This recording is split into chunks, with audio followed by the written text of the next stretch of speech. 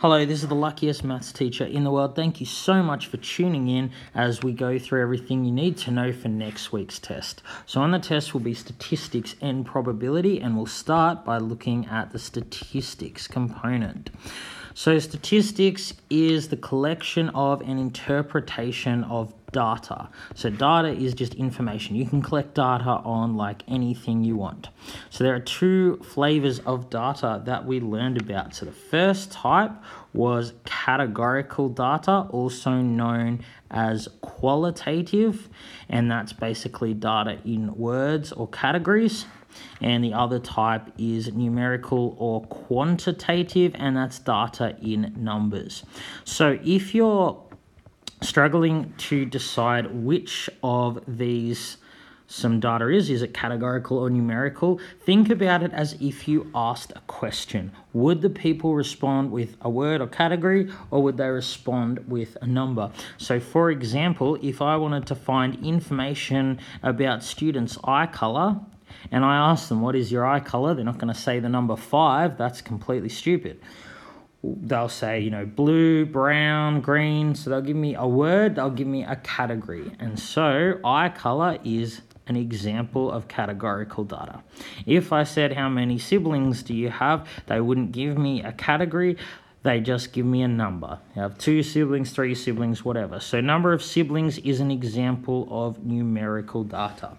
So it's important we know this because we can only calculate mean, median, mode, range, and all that for numerical data. You can't calculate the mean eye color or the median eye color or whatever. Okay, so when we're collecting data, it's important that we do it in the right way. So let's say I wanted to know about the eye color of everybody in Canberra. I want to know, what percentage of people have blue eyes, brown eyes, or whatever. So Canberra is obviously very large. So everyone in Canberra, all whatever it is, 380,000 of them, everyone in Canberra makes up the population. So if I want to know about the percentage of different eye colours in Canberra, I could ask everyone in the population. And if I do that, it's called a census. So census, you ask absolutely everyone. In this case, the population is Canberra. I'd ask all 380,000 of them. But that would take forever. That would be so bloody long, and it wouldn't be worth it. So instead of asking everybody, I might just ask some of the population. And when I ask some of the population, I don't ask everyone. That's called a sample. So if I wanted to find out percentages of eye colour in Canberra, I would ask a sample. Now, when we ask a sample, what we need to make sure is that we avoid bias. So bias is where your results don't reflect reality. So for example, if I wanted to know the eye colour of everyone in Canberra, I might ask, say, 1,000 people. I want to ask a decent number of people so that my results are accurate. I don't want to ask like just 2 people. That's not a large enough sample. So I want to ask, say 1,000 people. It's important that the 1,000 people I choose to ask are representative of the whole population. So I will avoid bias if the results I get from asking those 1,000 people is pretty much the same as the result I would get if I asked everyone in the population. So I want to avoid bias by making sure I ask a good sample of people. So if I'm asking a sample of, say, 1,000 people, a good way to do it is random sampling. So everyone in Canberra has the same chance of being asked. If I, say, asked only people their eye colour if they had really light skin, then my results wouldn't be representative of the whole population, because people who have light skin are more likely to have light eyes. They're more likely to have blue eyes or green eyes than people with dark skin. You very rarely see someone with really dark skin who has blue eyes.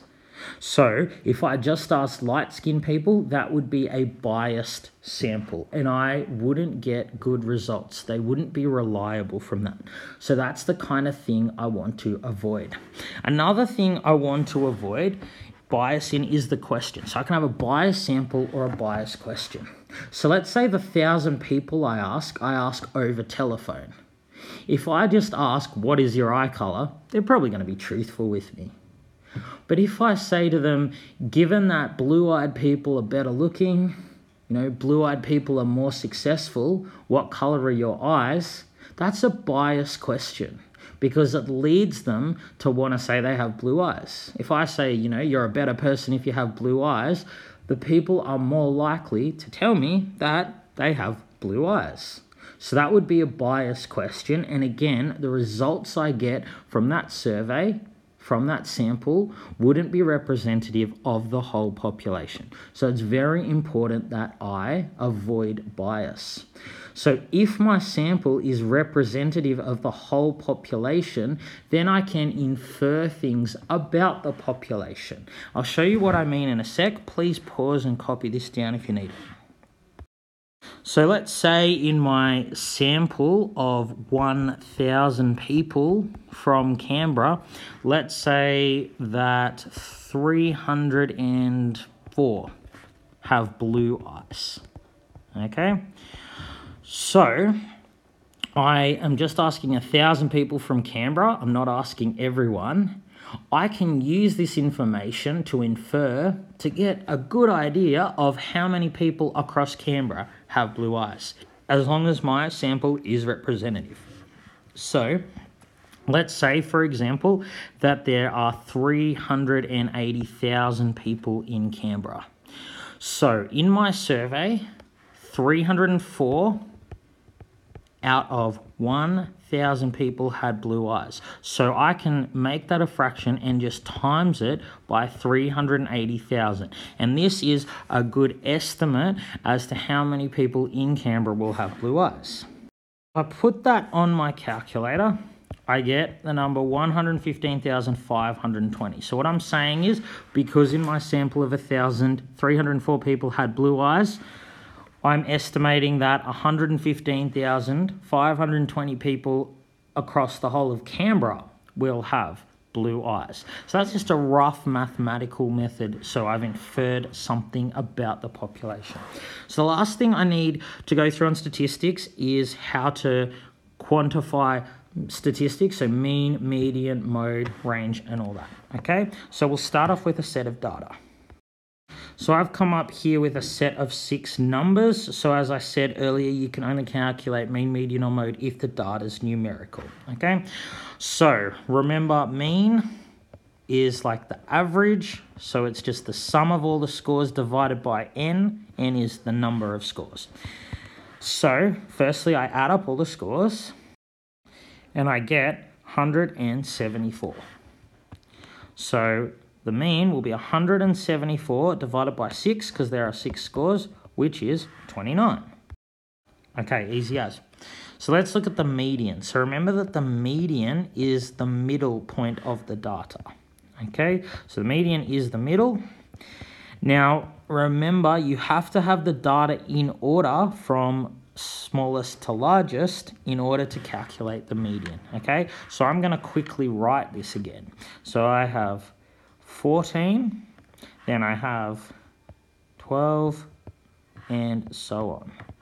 So now you can see the data is in order from smallest to largest. Now, when you have an even number of scores, as we do here, we have 6 scores, then there are 2 middle numbers. So these 2 are the middle numbers.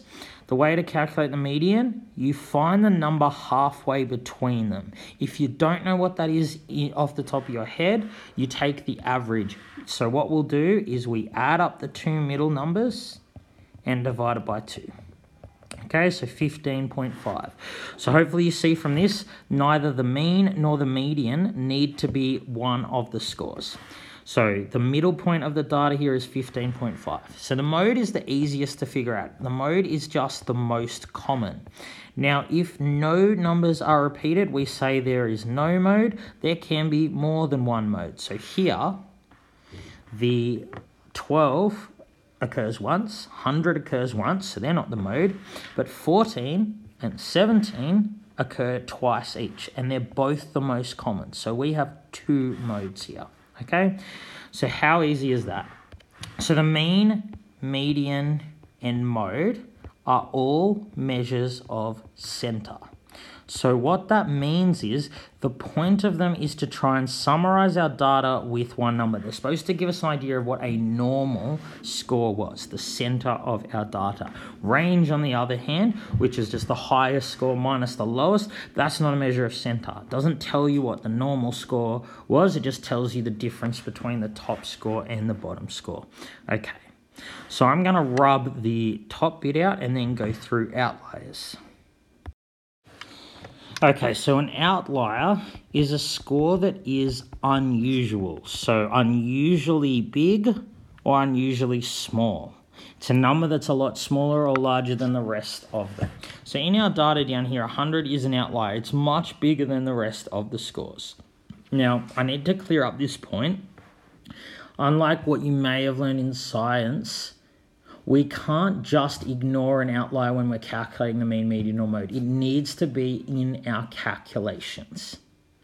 Unless you are asked not to put it in your calculations, you always include the outlier. What I'm going to do, though, is I'm going to recalculate the mean, median of the data below just to show you how they are affected by outliers.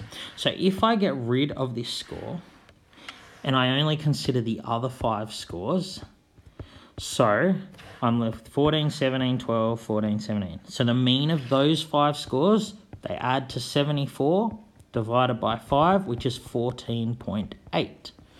The new median of the scores, so now I'm going to put the data in order of smallest to largest again. So it'll be 12, 14, 14, 17, 17. So the median, because there is now an odd number of scores, will be one of the scores. 14 is the middle score. There's 2 scores above it, 2 scores below it. So the median's 14. So what I want you to see from this is that the mean is much more susceptible to outliers. It's much more affected. So when I put in the outlier, when I include the outlier, the mean jumps from 14.8 to 29. It basically doubles the mean. There's quite a big difference there. Now, if I include the outlier, the median jumps from 14 to 15.5. So there's not much change in the median, there's a large change in the mean. So what I want you to understand from that is that the mean is affected by outliers a lot more. Outliers either drag the mean a long way up or they drag it a long way down.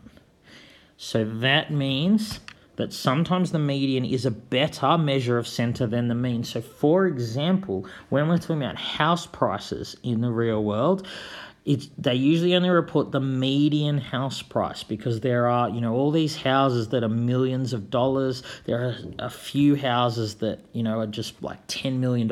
They would drag up the mean. And so the mean wouldn't give you an indication of the normal house price.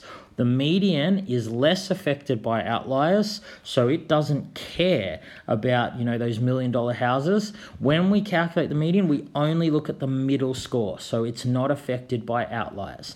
The mean, however, when we calculate it, we include all of the scores, even the really large or the really small ones. That's why the mean is more susceptible to outliers than the median. All right, please pause, copy this down if you need. Now we're going to go through probability. Okay, so hopefully you know that probability is related to chance, okay? You all would have some idea of chance, but it can be hard to compare the chance of events. So for example, is it more likely that Mr. Lark will, say, yell at his class today or that it will rain today? So that is, a hard thing to compare which is more likely. So in probability, we take chance and what we do is we quantify it, we put it into numbers. That's the whole subject of probability. We take an event and we give it a number to indicate how likely it is to occur. And that makes it really easy to compare the probability of different events. Now, hopefully you know that the number we give to an event is always between 0 and 1. So it honestly doesn't worry me at all whether you write it as, say, a fraction or a decimal or a percentage. All of those numbers that I've just written, they're all between 0 and 1. You can't have an event with probability 2 or probability -1. Doesn't make sense.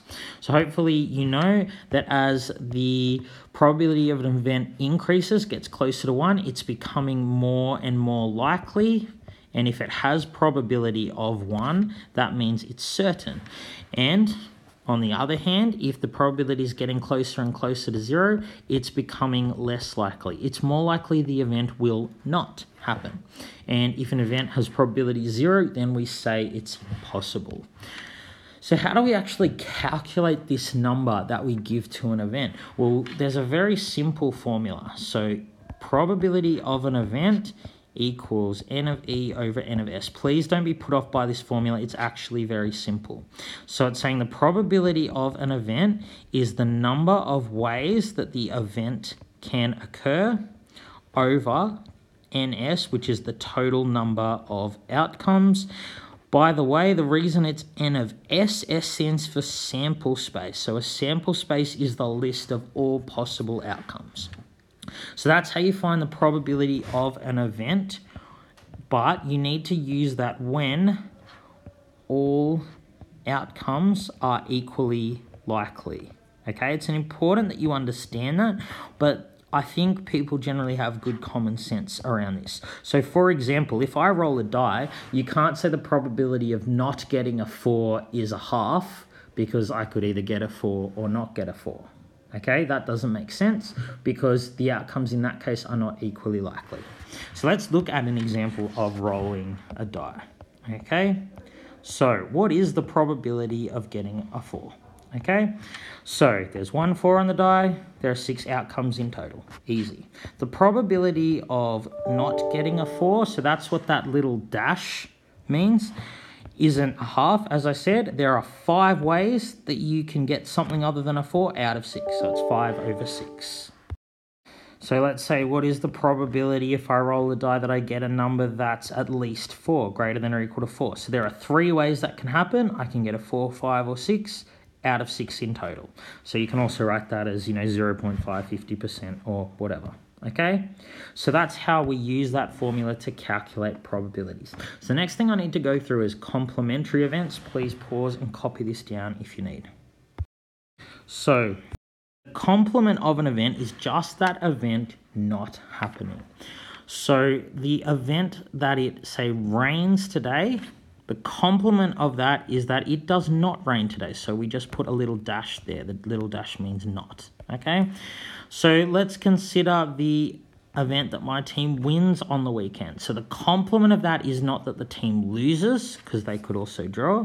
The complement is that they do not win. If I pick, say, an ace out of a deck of cards, the complement of that is I do not pick an ace out of a deck of cards.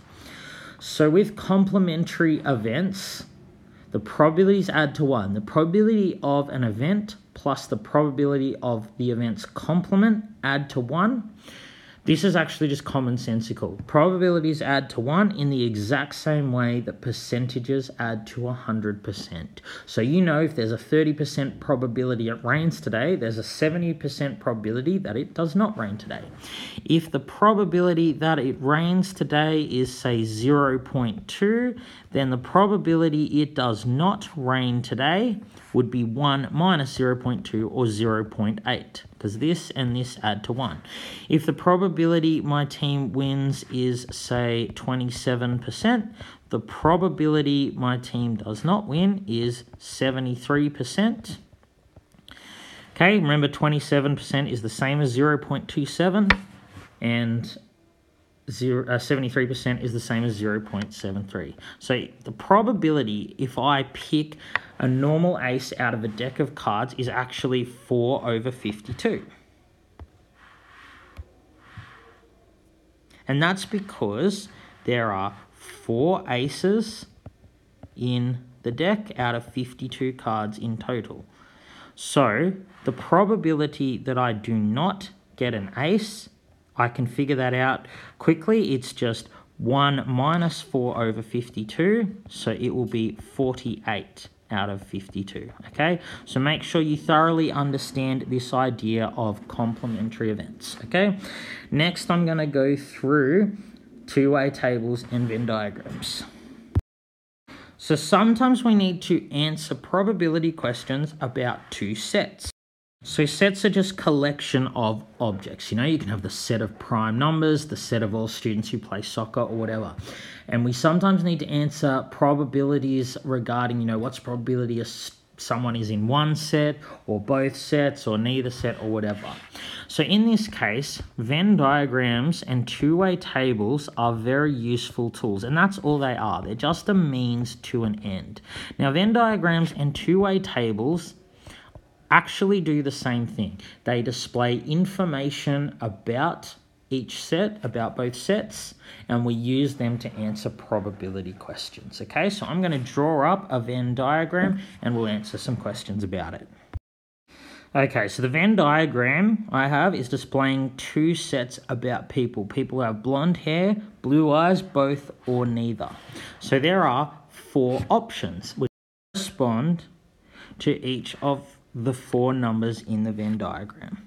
So if we're thinking about blonde hair, blue eyes, so we can have people that have blonde hair but do not have blue eyes.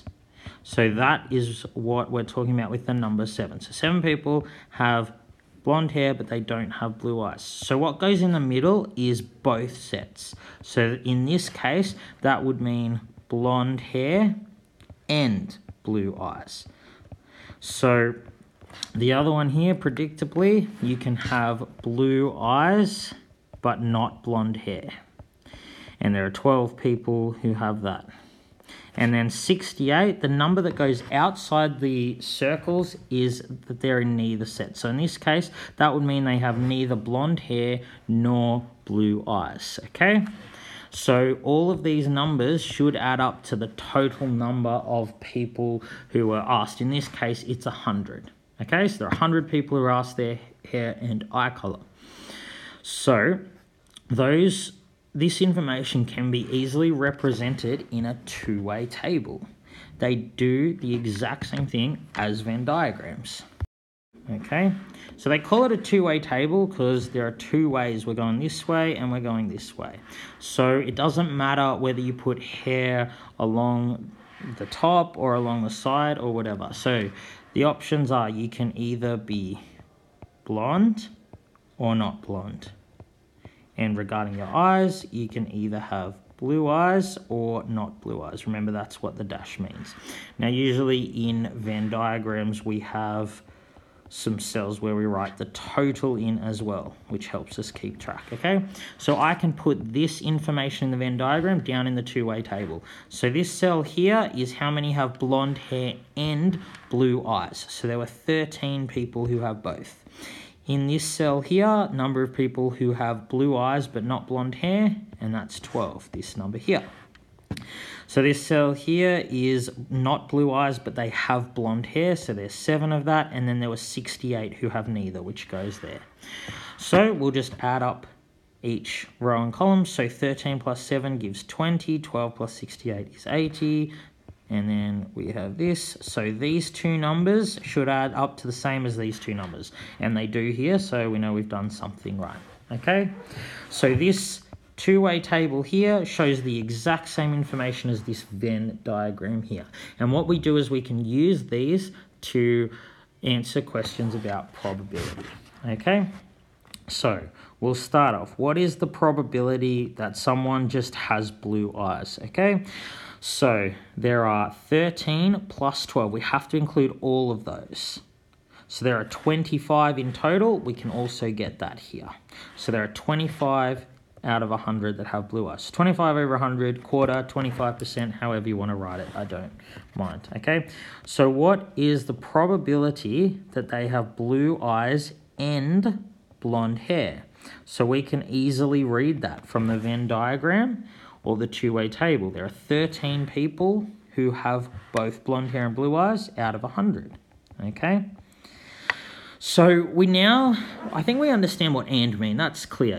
Blonde hair and blue eyes means they have to have both. But or is something that some people get a bit mixed up. So when we're saying or in mathematics, we say someone has blonde hair or blue eyes, what we really mean is they either have blonde hair have blue eyes, or have both. So all of these three numbers, all of these people have blonde hair or blue eyes, and they correspond to these three cells in the two-way table. So the probability that somebody has blue eyes or blonde hair, we just add those numbers up. So there were 32 in total out of 100. And again, you can simplify that to 8 over 25 or to 32%, 0.32, however you want to write it. Okay, so or means either set or both. Sometimes you'll be asked what is the probability of being in either set, but not both. So I'll write it up here. So the probability that someone has blue eyes or blonde hair, but not both, is a very similar way we do it. So the people here have blonde hair or blue eyes, but not both. The people here have blonde hair or blue eyes, but not both. But these people have both blonde hair, blue eyes. We don't want to include them. We don't want to include these people either. So if we look at the two-way table, so the probability someone has blue eyes or blonde hair, but not both, we want to include these people because they have blonde hair. We want to include these people, but we don't want to include those. So we can see there are 19 people in total out of 100. So make sure you understand what we mean by that word or. So if I say, you know, I'm either a teacher or a student, that's true because I'm a teacher. When you say A or B, only one of them has to be true. If I say you have blonde hair or blue eyes, only one of them has to be true. Both of them don't have to be true. All right, the very last thing I'm going to do is I'm just going to show you how to do a worded problem where we create our own Venn diagram or two-way table. So finally, we'll look at this question here. 40 students, 24 play AFL, 20 cricket, and 14 neither, and we'll use that to answer a probability question. So this is the kind of thing for which we would use a Venn diagram or two-way table because we have two sets. Set of students who play AFL, set of students who play cricket. So we display that information in a Venn diagram or two-way table. So let's draw up first the Venn diagram. So we have a little rectangle and two circles in it, one for each set. So obviously one set is going to be AFL and one set is going to be cricket. So then we just populate this with numbers. So you might be thinking, hey, wait a minute, 24 plus 20 plus 14, that actually equals 58, yet there were only 40 students. How does that work? So the only way that can work is if you've double counted 18. You've counted them in the AFL group and then you've counted the same people in the cricket group. So however many you're over, that's how many go in the center here. So here we're 18 too many, so 18 people play both. So there's already 18 in the AFL circle, so I need a further 6 to make 24. And then there's already 18 in cricket, so I need 2 more to make 20, and then out here 14 play neither. So if you look at this, 6 plus 18 plus 2 plus 14 does equal 40, so we've done something right. I could just as easily have used a two-way table. So if I was going to use a two-way table, then the two categories, either AFL or not AFL, and then of course cricket or not cricket. Okay, so we'll now put numbers into the two-way table. So we have first cell, people who play both AFL and cricket is 18, play cricket but not AFL, so that's that number there. And then AFL but not cricket is 6, and 14 people play neither. Remember, if you add up these two numbers, they should add the same to these two numbers, and fortunately here they do. They both add up to 40, so I know I've done something right. Okay, so whether you use a Venn diagram or two-way table doesn't matter. Now that we have that information, we can answer the question. Probability that a student plays either AFL or cricket but not both. So AFL or cricket but not both is these two numbers here, or if you're looking at the two-way table, it's these two numbers here. So either way, there are 8 students who play AFL or cricket but not both out of 40 in total. And again, you can simplify that. or you can write it as a decimal. So as a decimal, it would be 0.2, as a percentage, 20%. All right, best of luck for the test. Please ask if you have any questions. This has been the luckiest maths teacher in the world. Have a great day.